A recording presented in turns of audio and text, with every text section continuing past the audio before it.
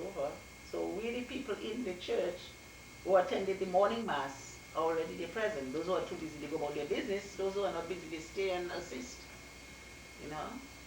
So it was only Daddy and I, Uncle Stud, Papi and Thelma Lestrade, who was the person taking me off and stuff. We didn't have guests, but we had a reception at home on the Sunday. What did you cook? Sunday? Well, the reception was that afternoon. There was more drinks and giving speeches and eats and cakes and dainties and things like that. We didn't have to prepare lunch for the people. What kind of food did you eat? Well, we prepare our meal as it was chicken. I can remember red beans, rice, provisions, soup. But nothing so special to see all these elaborate type of things you prepare nowadays if you have a big ceremony. But there are many people up to now who just have a simple wedding. People just marry to me. I see them marrying a car, they marrying under the tree there. They marry living on the sea. Some marry, I see a couple one of the stars, a couple marry under the sea. Like Pauline Puli, he married under a mango tree just in that back of Tikai there. And it's like just a matter of accepting the blessing if there is one to be done, or the contract, signing the contract. Some people never have anything, they just, after their wedding, they just go for their honeymoon wherever they want to. What year did you get married? Who? What year? 1954, 26th of August. Because he was born in November the same year. I was already pregnant. That was my birthday. What is the principle you think is that should be followed in marriage? The principle in marriage should be a good living. You make it is understanding one another. As I say, everybody goes through problems in life. There is always ups and downs, always goodbye. There's always fights. But you cope and live with it if you want to. Some people just don't, and they move away from it. But that doesn't make things better. Because I'm hearing here in America, people marry all like 5 times, 6 times, and so why moving from one to another is because you cannot cope with this one, you cannot cope with that, you leave and go and marry. So the problem is still there. You might be the problem, and you'll always get problems. Because I have been having problems throughout up to that present time. But and again, as I say, the base of everything, especially in marriage, is love, Because where there is love, it's covered practically everything. Did you marry Daddy for love? Well, yes, because as I say, Daddy didn't have anything. He did not even have a good job. It's not that he had anything. To say he didn't have money, he didn't have a savings. When he met you, what did he have? He didn't have anything. Because he came to St. Joseph to work on this district as a soil conservation officer. And, well, he was the last of his family I met because I knew practically every one of them. And it was through them that he came to visit us because my parents from Delhi, they're from Delhi, and his sister Daisy, as a telephone operator, used to live with us. Because when she had a problem where she was living in the at a lady, and because of her attitude, the lady kept her out. She has nowhere else to go besides home. And she lived with us as a family member. So we were very close. So when Daddy came to work in this district, he came to visit us, and naturally coming back and thought he fall in love with me. We fall in love. And what kind of money was he making then? well, it was a government job, but money had been always, small, but it was a salary because very few people had the privilege to have. Because the government jobs, a lot of these jobs were coming, people from overseas, Trinidad, Jamaica, and so on, which were more people with more of a professional background, not professional background, but academic background. However, from there, well, Daddy Let me couldn't. ask you, at the time, were you still at your parents' home? Yeah, How old were you? I was in my teens. When I first met Daddy, get acquainted with him, I was 20. What, were you And, working? no, well, I didn't have a permanent job. I used to, on leaving school, my main thing was the housework, taking care of the home, like you know, doing washing, cooking, ironing, sewing. Sewing, I would learn something through that. I was very crafted in making artificial flowers, embroidery, and at that time, people used to put embroidery in their sheets, their pillowcases, their nightgowns, towels, and things like that. So I used to do quite a bit of that, and even babies' clothes. And so whatever you charge them is very little, but yet you would collect it and go and put it like in a cooperative shop, like 10, 5, 6, any amount of people go together, put in 1 shilling, 1 and 6, 2 shillings, depends the amount you can put each week. So it goes in circle. When is your turn? You might get £1, £2, and this is meant plenty money for you at that time. So you could go to town and go and do shopping, buy or what you need. Did you have a machine? I did not have a machine, but I used to rent a machine, From who? 6 pence per day from people who had. And then it depends on what you do. You'll take it 6 o'clock in the morning to 6 o'clock in the night, or if you take it from 9 o'clock in the morning, you have to be in 6 o'clock in the night. But usually, even I pick it up at 8 o'clock. Sometimes I don't start to sew not before 9, 10. Was that a foot machine or hand No, machine? hand machine. Because what happened, I had to prepare lunch for the children who were going to school because I was older. Like you find, like Geraldine, Washington, Johnson, and those who were behind. My mother wasn't there, so I was more or less the caretaker, and doing the cooking, preparing for those at the day. And I would rent the machine, but I could only start sewing perhaps after lunch time, because during the early part of the morning, you do things here, there, everywhere, and you pay them. But you don't keep the machine because people want you to bring it back every day, fearing that you will sew overnight. At that time, how many people lived in St. Joseph? Well, the population perhaps was about people about 2,500 people or more or less. But the population was not as big as it is today. How many people do you think live in St. Joseph today? Maybe I would say approximately, it could be about between 7 to 8,000, I would think. Do you think family planning has worked in Dominica? Yes, but not for youth, not for teenagers. The family planning that is working is for people that have had 1, 2, 3 children already. And they knowing how it is hard, they don't decide to have any more. Because young people are always adventurous, they always want to experiment. Why do you think? Because the rate of births there is mainly in the youth. Why do you think Dominica's population hasn't reached 100,000 yet? Well, because of the migration. Because of what happened is that most people migrated. For instance, take school leavers.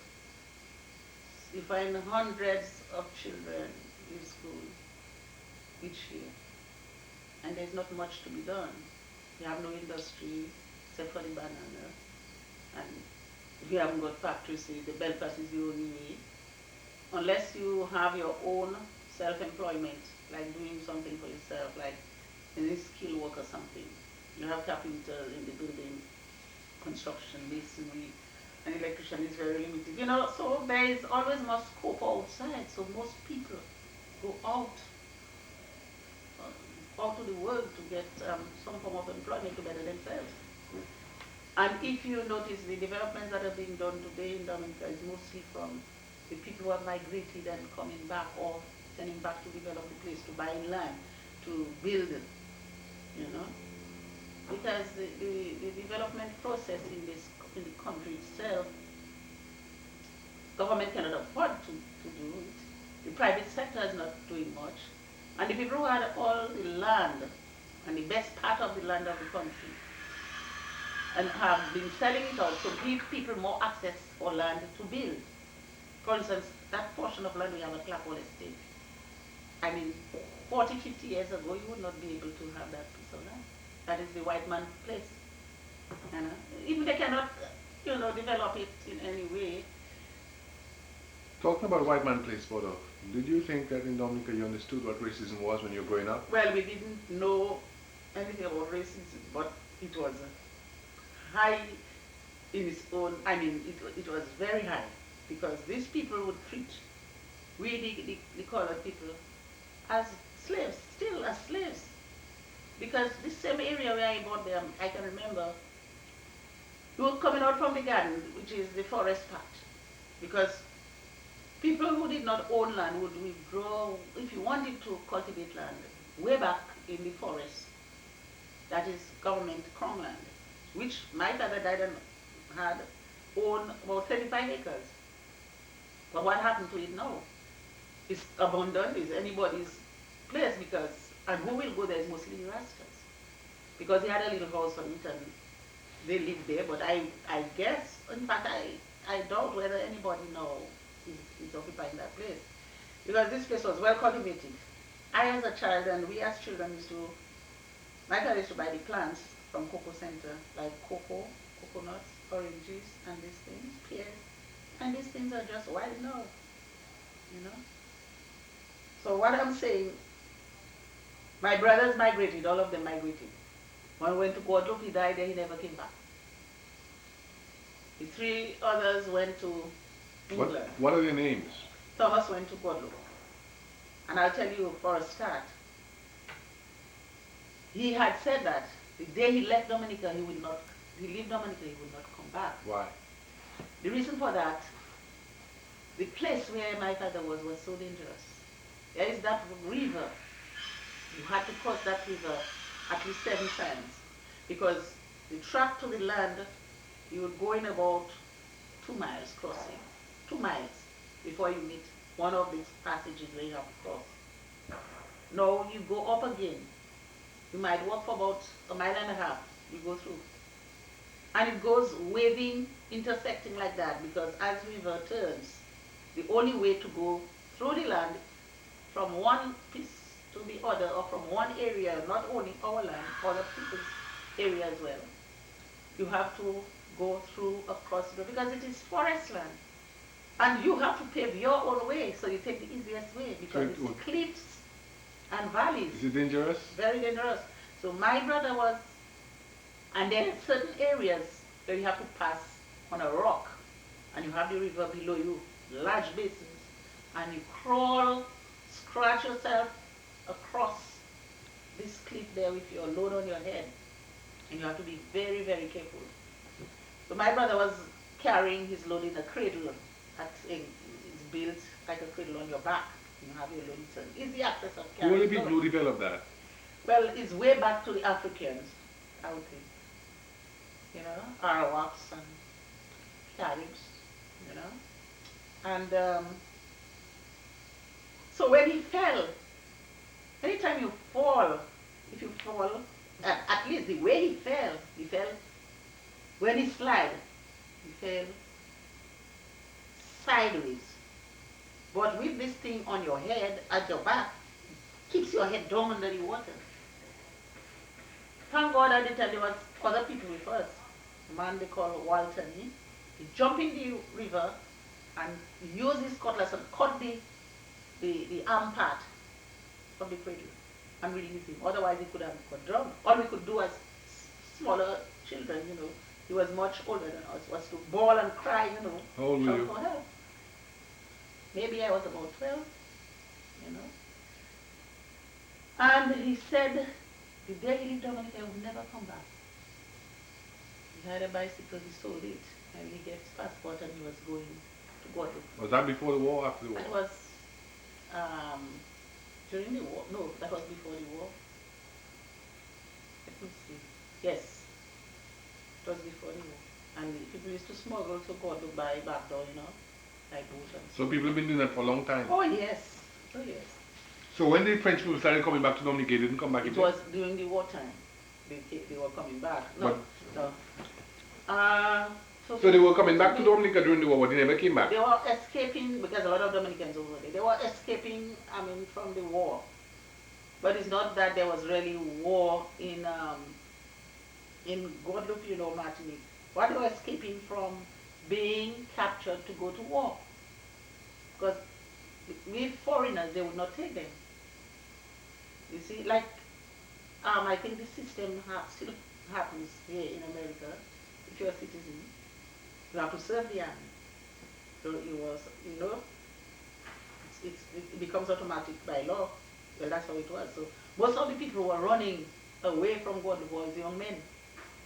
So when they come here, and when they come to Dominica, the government would take them up, give them uniforms, give them clothing and so on, give them support. And at that same time, they were having in Monroe's army barracks. And those young men naturally like good time. They were being held in certain barracks of their own too, government would have for them, like camps. But what happened, they used to clash and having fights, and sometimes they would get people dead by the riverside and all that, you know. Did you see any French people in St. Joseph? Any? French people? They used to pass through there, sometimes by groups of young men without shirt, barefoot in some, just escaping for themselves, you know. You ever saw any French warships? Well, I would see warship, but I wouldn't identify which They was were passing by the bay? Which were British. They would be passing most times, because sometimes they were others who would be cruising all around the Caribbean waters, you know, in search for the enemy boats, you know. You could see them from your father's house? Yes, because you were living close to the sea. In fact, you're boundary of the sea, so therefore you just would stay just in the window and see. But down at the bayfront stones, we sat there and under this grape tree, and people would cool out there, nice breeze. So it is not that we would really go out especially to look out for them, but in the event one would be passing, you know, people would be speaking about it, people had run, people running to see, you know. So coming back to this The land. place I was speaking about there. A lot of this land is, you had some famous places like they call Badbois, Blogomi, Blojan, Macfalin,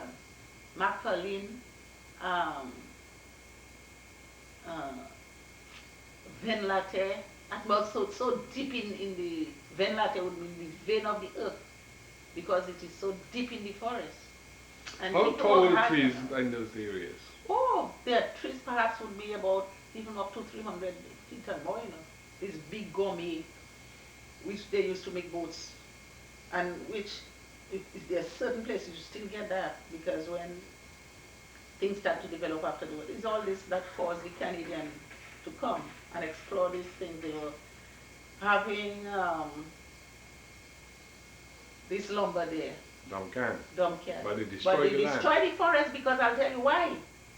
The terrain of Dominica is such, it's valleys and mountains. When they go to the mountains and they cut down that tree, when it falls, it brings down so many other trees with it. It has to break down because it's a huge tree. But they cannot transport it from where it was to where they can reach it. So it has to go down to the valley. And when it goes down to the valley, then they would use certain measures, having men to, you know, tie it up and reach up to a crane where they can haul it. And they said this is one of the places they have found the biggest log in their life history. Because that's why some people will say up to now, there's certain places in Dominica. It's as wild as when Christopher Columbus discovered it. Well, you know you didn't discover anything, don't you? Well, no. Of course, as it is said, the kind of discovered Columbus did not discover them, because I mean it was by accident they came in. I mean, when you come in the place and you reach to the beach or just in that little village, they bless the land, that's it. But however, so you saw white people in those days? well, there were white people, the estate owners and the main workers. How would they talk to you all? They would hardly communicate with people ordinarily They would communicate with their overseer, the overseer with the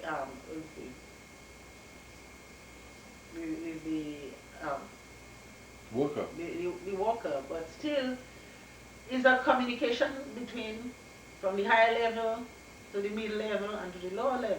Because the people who would be on the field, in the plantation, you had this the overseer. So you used to call them Kumade, it is the commander, you know. Or they would call them the work driver. So these are the people who handle you as slaves.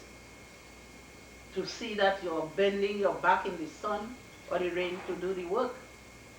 Like the overseer come on his horse and he pass the message to him, and then You ever saw these people yourself on horses?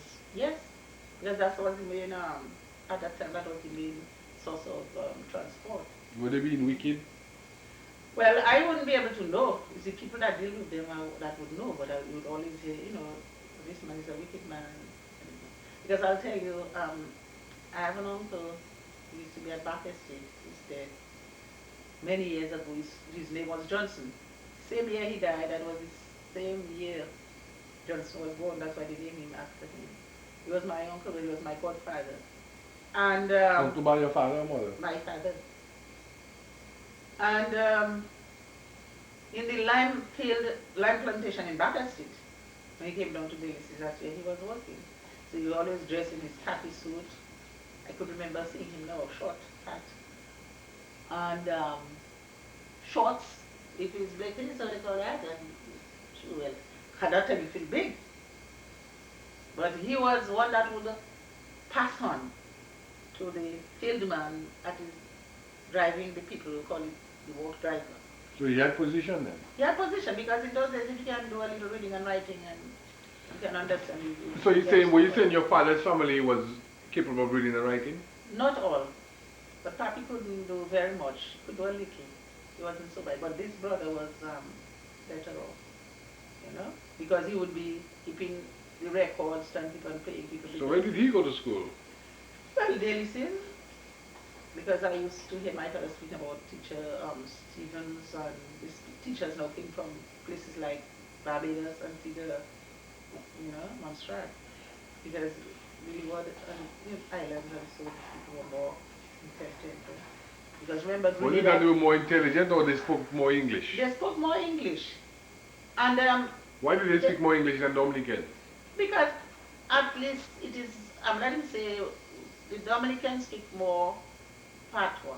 What is and patois? I think patois is a broken French and English language. And this was headed down, they said, the Arabic type of way was a mixture from the African slaves, the French, British came in.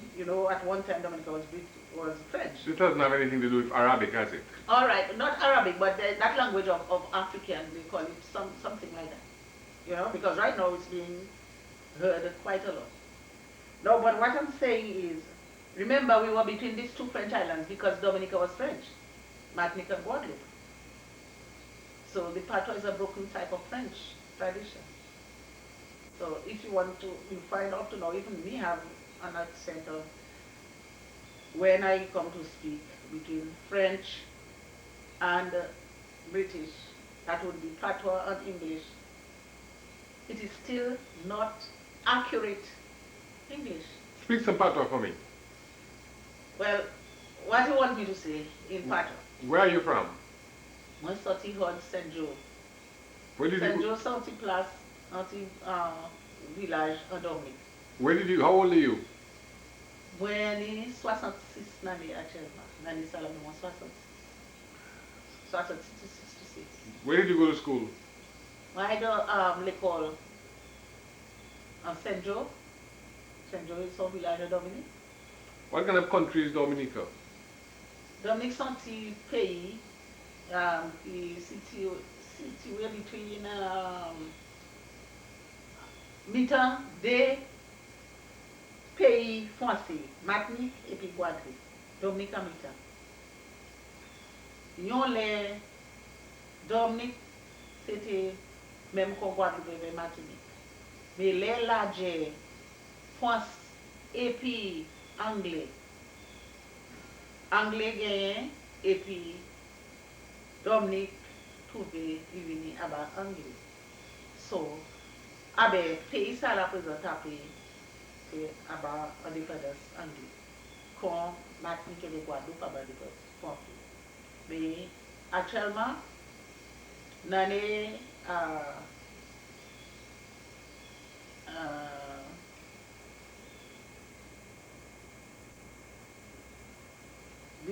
1969, c'était l'année d'indépendance. À ce fait, c'était indépendant. Pour ça, Dominique actuellement indépendant fort. Mais still ni responsabilité à bas anglais. Mais pas qu'on l'autant. Parce pour qui you still ni pour ba on support. On support. The people in Dominica, what kind of people are they? Well, it's yeah, mix. Parlez pas toi, pas moi. Ah ben, Dominique même, c'est un mélange et puis africain, indien, anglaise. Ça c'est une famille mélange. Parlez français, did I? Oui, même peut-être tous ces pays Caribbean c'est même. Which means all the Caribbean islands is one, like a mixture of African descendants, British, um, um, Indians. So it would be. Is it just British people? No. I mean, I mean like, What are the other European countries? European countries, all the Caribbean islands will have Trinidad, Tobago, Jamaica, Grenada, Montserrat. These are the Caribbean islands. I'm saying, what are the other European countries that have the people in the Caribbean? Oh well, French, Dutch, so French, Martinique, Guadeloupe. Is it just French and Dutch? No, well, you have people from Belgium and all these people, British, Australian. Isn't the main people in the Caribbean French, British, and Spanish with some Dutch? Well, yes, I would say so. And now and again, little Portuguese? Yes, because you have people all the way from Haiti, Puerto Rico, Venezuela, and all these people from the Guatemala area. Why did people used to go to Cuba for? Well, again, it was migration for cane in the days. Cane was the basic thing, and people used to migrate to go and cut cane. Just like when they migrate, harvest workers to come here in America to go and harvest crops. What people used to say about Cuba in those old days? Well, in those old days, we didn't know about Cuba as any communist, Why did you know Cuba for? When people used to go to Cuba to cut cane, it was just, you going to a foreign country for betterment of livelihood. But this communist business developed in the 60s, I would think. When did you first hear about Castro? Well, it was in the late 60s, though. To me, I can remember when I used to hear about communists, but the term communist, all the impression they give was that bad people, What did you think a communist was? Well, it's not that what I think it was, what I understood it was that they were bad people. They didn't like church, they didn't like like supposing if communists would come in Dominica, they would take the church and make it a dance hall. If people have an estate, they would take it and share it for the people. If you have 2 homes, they would take one and give to one God. So, but you don't work for yourself. Everybody is equal. They share. Everybody gets the same amount of food, same amount of this, same amount of that. One person will have 2 fridge and 2 this and 2 that, and then another person have none. Who were the people telling you all that? Well, at least the leaders, or people who would perhaps would read and hear news would spread it that way. And even they had their own propaganda. So that's what you hear, that's what you believe. So when did you first hear about Castro? Well, this is one thing I was saying that is in the 60s. But I couldn't tell you exactly what date. Did you have a radio? Well, we had radio lately, but at the same time. When did we first get a radio in our house? We got radio in our house first, I tell you. First was in the 60s. Were we in Newtown or were we in Pottersville? We were in Pottersville. When we were at Newtown, we didn't have lights. We put light in the house, we didn't have radio. Did you have light in Newtown? And when we first had a radio, believe it or not, we had a small saucepan radio, I can remember, way back. But it didn't last very long. It What's used that to use, saucepan radio? it was shaped like a saucepan. And it used to use batteries. And Daddy had a sample of that because the fellow who was agent for it was a fellow named Book, a Bajan chap who was loving his sister Ruby. They then married. But it did not last very long. But radios, even on the market, was not common. Because when we would go to town,